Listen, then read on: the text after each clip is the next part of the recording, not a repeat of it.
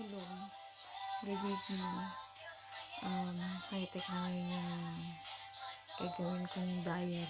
Kasi may times na minsan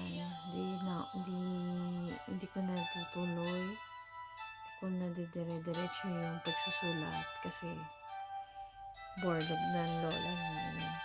Kaya naisipan ko na lang na mag-video and then i-upload it. Diba mas bongga. Magsasalita na lang ako kasi nagsusulat ako. Sobrang antok na ng lola mo, hindi ko na natutuloy. Siyempre, yung mga nangyari sa akin the whole day, kailangan ko ikwento. Minsan hindi ko na rin naikwento. Yun. So, mas okay na itong naisip ko na i-video na lang. And then, i-post sa FB ko. Siyempre, ako lang hindi siyempre makakita nun. Ano ba nangyari sa akin? Yun.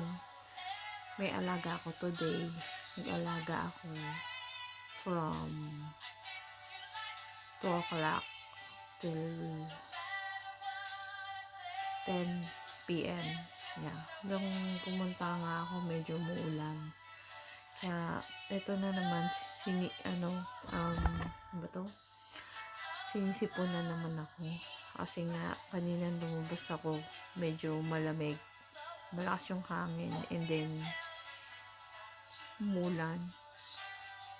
Di nabasa ang lola mo. Tapos ang katangahan ko, jacket lang talaga yung naisuot ko. Wala akong yung bang tawag dun? Yung parang pang loob lang. Pero as in yung jacket na panglabas, wala akong naisuot.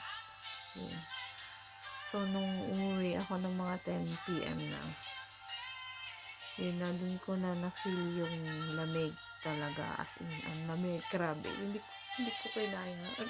Pumunta pa ako ng store. Yun. Kasi kailangan bumili ng tinapay kasi nagugutom ako.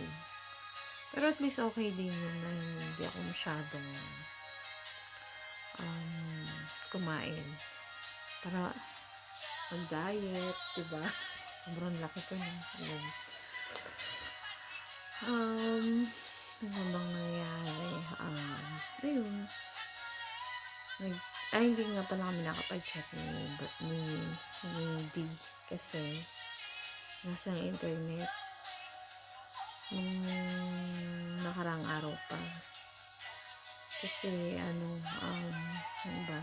Yun nga pala. Kasi yung kinakabitan nila parang may nice yata. So, yung isa laging bad trip.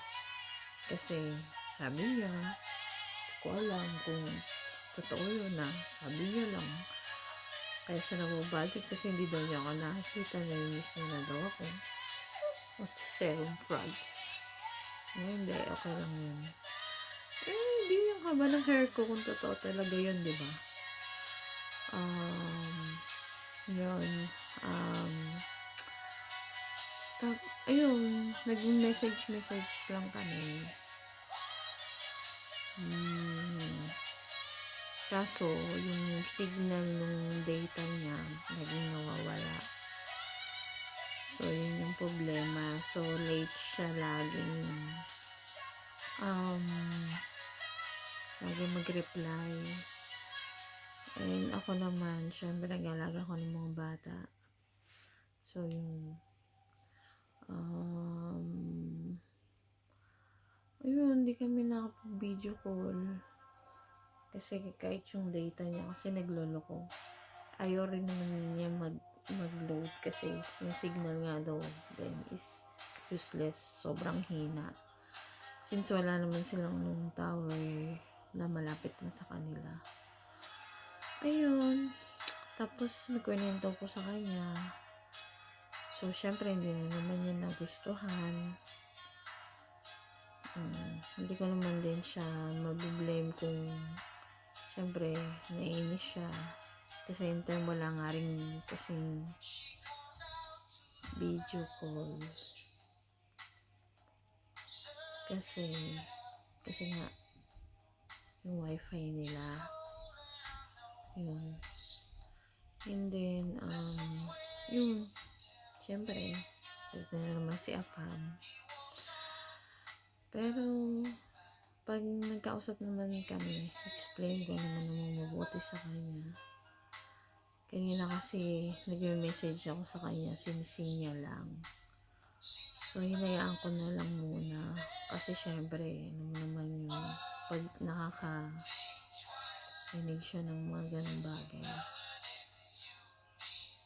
Syempre, tinutupak. Kaya yun, hinayaan ko muna. Ewan ko, sana, sabi niya, bukas, ano na siya, magka wifi para magkausap na rin kami,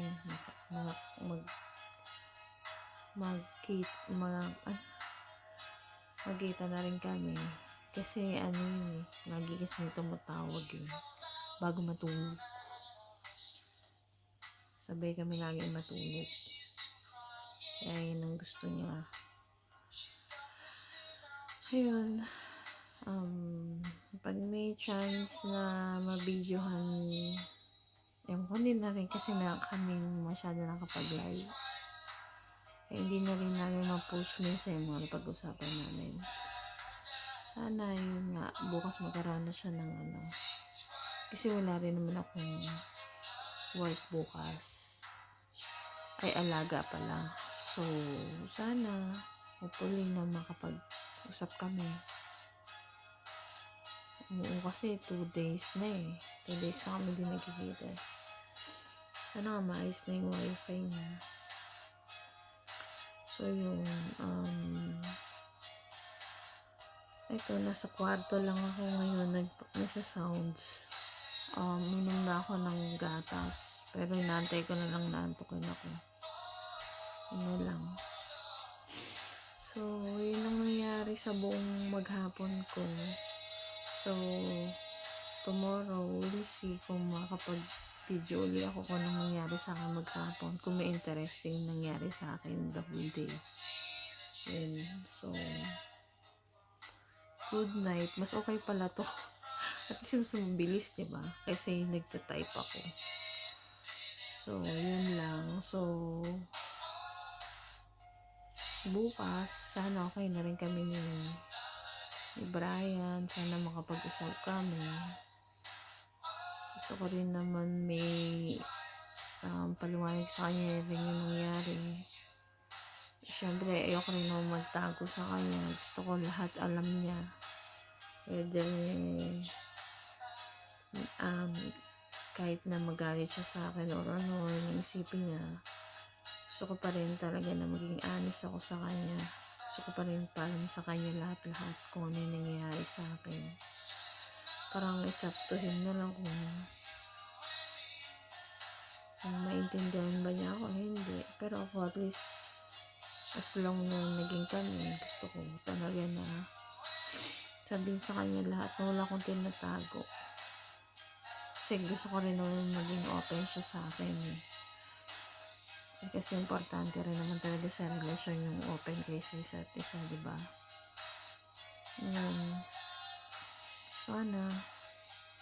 Sana bukas makapag-usap na kami. So yun na, sige na, bukas na lang uli. Ito ngayon yung diary ko, popost ko na siya sa FB. So see you bukas ulit kung makakapag-video ko. Bye!